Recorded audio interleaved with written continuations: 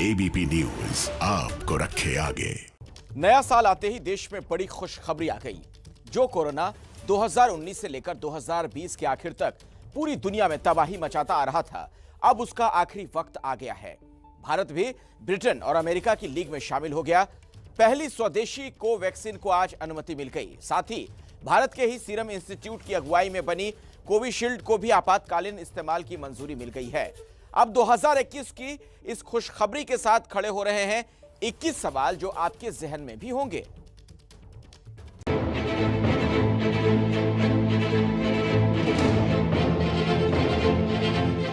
(2021) की खुशखबरी और खुशखबरी के साथ 21 सवाल।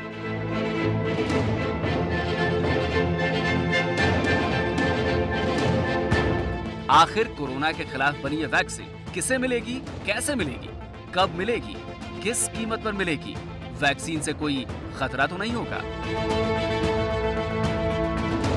और सबसे अहम सवाल, ये वैक्सीन हमारे और आपके जैसे बेहद आम लोगों तक कब, कैसे और किस कीमत पर पहुंचेगी? लेकिन इन सवालों के जवाब से पहले देख लेते हैं आखिर इस बड़ी खुशखबरी पर देश के प्रधानमंत्री ने क्यों कहा कि ये भारत के लिए गर्व का दिन है।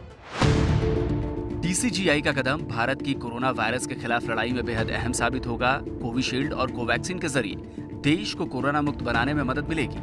वैक्सीन बनाने में जुटे सभी वैज्ञानिकों को धन्यवाद।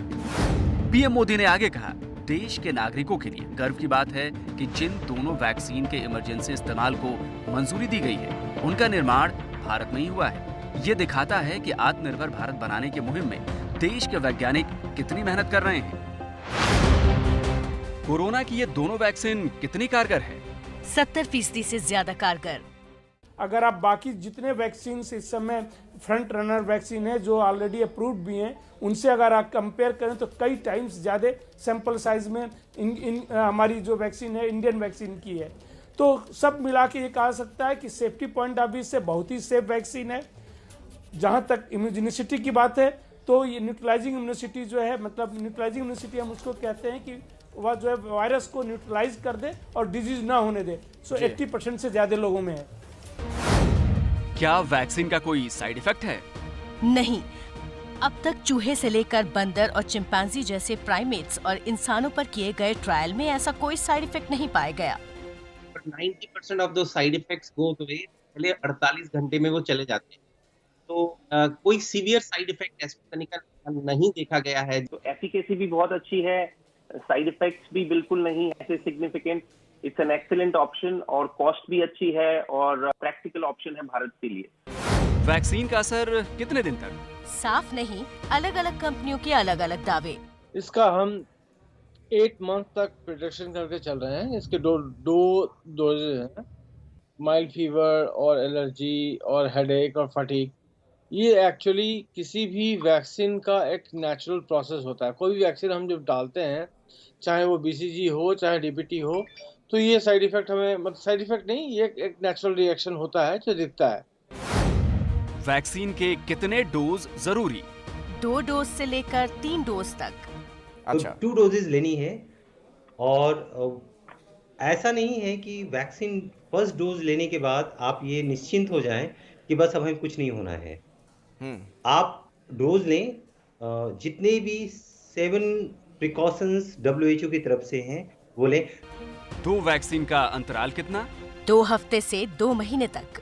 वैक्सीन के पूरे इफेक्ट के स्टार्ट होने के लिए आपको कम से कम 1.5-2 महीने का समय लगेगा। इसका मतलब ये है कि अगर आज भी वैक्सीन स्टार्ट होती है तो आप 2 महीने तक बिल्कुल ये ना सोचें कि आप इम्यून हो चुके हैं। क्या अंतराल के दौरान कोरोना संक्रमण संभव है? हाँ, पूरी इम्यूनिटी डोज पूरी होने पर ही। हाल ही में हरियाणा के स्वास्थ्य मंत्री को वैक्सीन ट्रायल की पहली डोज लगी थी, लेकिन इसके बावजूद दूसरी डोज लगने से पहले वो कोरोना संक्रमित हो गए। ऐसा है कि जब हम पहली डोज देते हैं तो कुछ ना कुछ इम्यूनिटी उसके द्वारा भी आती है, पार्शियल इम्यूनिटी वहाँ भी आप अचीव करते हैं, लेकिन कंप्लीट इम्यूनिटी नहीं आती। तो ऐसी स्थिति में अगर आप उस वायरस के संपर्क में आते हैं तो संक्रमण होने की संभावनाएं रहती हैं। और जैसा कि अभी ट्रायल्स में बोला गया है कि जब आप 2 डोजेज ले लेते हैं, उसके 14 से 15 दिन के बाद आपको उतनी एंटीबॉडीज बन जाती है कि आप संक्रमण से सुरक्षित रहें। टीके की कीमत क्या होगी? कोवैक्सीन 100 रुपए प्रति डोज और कोविशील्ड 1000 रुपए प्रति डोज। कीमत अभी शायद जल्दी ही डिसाइड करने वाले होंगे, तो इसलिए जो भी कीमत होगी, जो इंटरनेशनल जो वैक्सीन बाकी कंट्रीज में लग रही हैं उनसे बहुत ही कम होगी। क्या टीका मुफ्त लगेगा? डॉक्टर समेत 3 करोड़ फ्रंटलाइन वर्कर्स को मुफ्त, आम जनता के लिए रुख अभी साफ नहीं है। इसमें आपका इकोनॉमिक स्टेटस आड़े ना आए, क्योंकि इस वायरस को हमें ख़त्म करना है एक साथ मिलके। अगर कुछ ज़्यादा लोगों को जिनकी इकोनॉमिक सिचुएशन उनको लग गई और बहुत से जो डिप्राइव लोग उनको नहीं लगी, तो वायरस तो रहेगा आसपास, और अगर वायरस रहेगा तो उसके नए वर्जन्स आएंगे और फिर हमको मुसीबत होगी। वैक्सीन हो सकता है कि वो काम ना करे। शुरू में कितने लोगों को टीका लगेगा? 3 करोड़ फ्रंटलाइन वर्कर्स को, 27 करोड़ बुजुर्गों को और बीमारों को। जो 1 करोड़ हमारे हेल्थ के वर्कर्स हैं, 2 करोड़ हमारे फ्रंटलाइन वर्कर्स हैं और उसके अलावा लगभग 27 करोड़ ऐसे लोग हैं जिनकी 50 साल से ऊपर की उम्र है और उनको पहले से बीमारियां हैं। किसी को डायबिटीज़ है, कैंसर है, ब्लड प्रेशर है, हार्ट या लंग्स की कोई प्रॉब्लम है, तो उन लोगों को पहले चिन्हित किया गया है। टीकाकरण में बच्चों का क्या होगा? बच्चों के लिए वैक्सीन नहीं, ट्रायल सिर्फ 16 साल के ऊपर होगा। प्राइमरी केयर फिजिशियंस जो है, हेल्थ केयर वर्कर्स को मिलेगा, प्राइमरी फर्स्ट रिस्पॉन्डर्स को मिलेगा। तो तकरीबन मार्च अप्रैल जून के अंदर ये नई माइक्रो ट्रायल्स आ रही हैं। उसके बाद हमें लगता है कि ये क्लियर होगा। अभी तक हमें इसके ऊपर क्लियरिटी नहीं है। गर्भवती महिलाओं का टीकाकरण मुमकिन है? कंपनियों का अब तक कोई दावा नहीं है।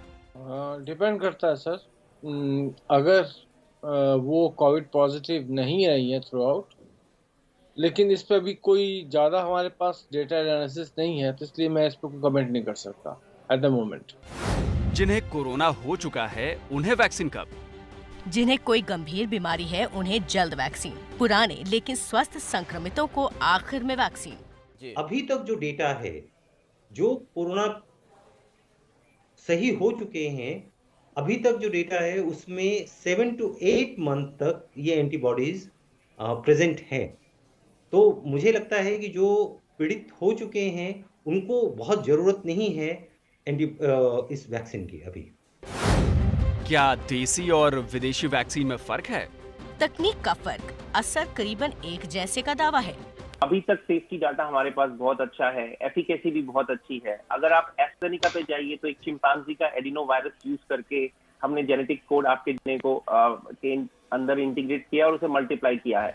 लेकिन जो भारत बायोटेक का मैकेनिज्म है वो एक डेड वायरस का मैकेनिज्म है, जो कि हमने कई वैक्सीन में देखा है, जैसे टेटनस की वैक्सीन में देखा है, हेपेटाइटिस की वैक्सीन में देखा है, और आज से नहीं कई डेकेड से देखा है। वैक्सीन के बाद सावधानी बरतनी क्या जरूरी है? मास्क, सैनिटाइजेशन, सोशल डिस्टेंसिंग जारी रहेंगे। हमें सारे प्रोटोकॉल को फॉलो करना पड़ता है। एट द सेम टाइम हमें वो जो पुराने प्रोटोकॉल्स हैं, जो सोशल डिस्टेंसिंग है या मास्किंग है, हैंड हाइजीन है, और वो सब चीजें हमें मेंटेन करनी ही पड़ेगी। नए स्ट्रेन पर वैक्सीन कितनी कारगर होगी? मॉडर्ना का दावा पूरी तरह कारगर। मॉडर्ना ने बयान में कहा है, अब तक मौजूदा जानकारी के हिसाब से मॉडर्ना की वैक्सीन नए स्ट्रेन पर पूरी तरह कारगर है। वैसे हम आगे भी जांच कर रहे हैं। मुझे ये लगता है कि इस पर कोई जो भी वैक्सीन से mRNA की आई है या बायोटेक इंडिया की आई है, इस पर कोई असर नहीं पड़ने वाला। क्या खाने पीने में एहतियात बरतना जरूरी है? शराब को छोड़कर कोई रोक नहीं।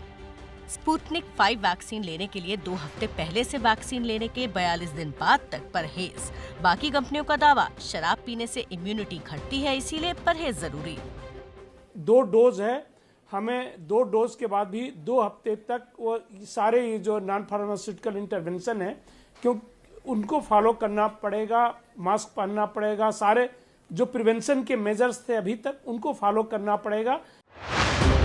भारत में वैक्सीनेशन के इंतजाम कैसे हैं? तैयारी पूरी है, ड्राई रन जारी है। तो हमारे पास सिस्टम है और आपने देखा अभी ड्राई रन हुए हैं वैक्सीन के लिए। चूंकि ये इमरजेंसी यूसेज है तो ये डॉक्टर्स की निगरानी में होना चाहिए, और अगर किसी को एलर्जी है कुछ है उसका क्या ध्यान दिया जाएगा, कैसे देखा जाएगा, ये सब चीज़ें। और इस वैक्सीन के साथ साथ सरकार ने एक ऐसा इंतज़ाम भी किया है कि हम पेशेंट्स को अच्छी तरह से फॉलो कर सकें, उनका डिजिटल रिकॉर्ड रखें। भारत में पूरे वैक्सीनेशन में कितना वक्त लगेगा? वैक्सीनेशन शुरू होने के 2 से 3 साल तक। तो अभी हम देख ही रहे हैं कि साल के अंत तक आप ये मान के चलिए कि हम लगभग 80 करोड़ लोगों को ये वैक्सीन दे चुके होंगे, क्योंकि अभी सरकार अपनी तरफ से वितरण कर रही है, लेकिन आने वाले समय में मार्केट में भी ये वैक्सीन अवेलेबल होगी। क्या वैक्सीनेशन शुरू होने के बाद संक्रमण में कमी आएगी? जितने लोगों का टीकाकरण उतने कम केस आएंगे। 15 से 20% लोगों को वैक्सीनेशन हो जाएगा। एक सिग्निफिकेंट ड्रॉप दिखना चाहिए। ऑल्दो हर्ड इम्यूनिटी के लिए 60 to 70% या तो लोग इन्फेक्शन के थ्रू गुजरे या उन्हें वैक्सीनेशन हो। क्या हर साल लगानी होगी वैक्सीन? इम्यूनिटी का डेटा आने पर ये साफ होगा। इनिशियल स्टेज में हमें सिर्फ ये प्रे करना चाहिए कि ये वैक्सीन सक्सेसफुली सभी को सही से लग जाए और 2 डोजेस के बाद इसकी एक पॉजिटिव और एक अच्छी रिपोर्ट आनी चाहिए, ताकि हम इसको एक अच्छे डेटा में सफल। क्या कोरोना वैक्सीन में नपुंसकता संभव है? बिल्कुल नहीं, पूरी तरह निराधार। इससे ज्यादा वैक्सीन कुछ भी नहीं करती है, केवल इम्यूनिटी बिल्डअप करना ही वैक्सीन का कार्य है। उसके बाद वो शरीर के बाकी अंगों पर कोई प्रभाव नहीं डालती है, और इसलिए ये बात बहुत ही बेबुनियादी है कि वैक्सीन हमें नपुंसक बना सकती है।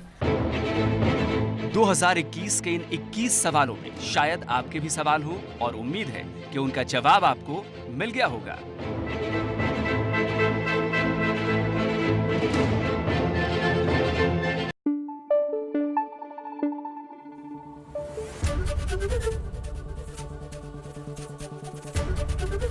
एबीपी न्यूज आपको रखे आगे।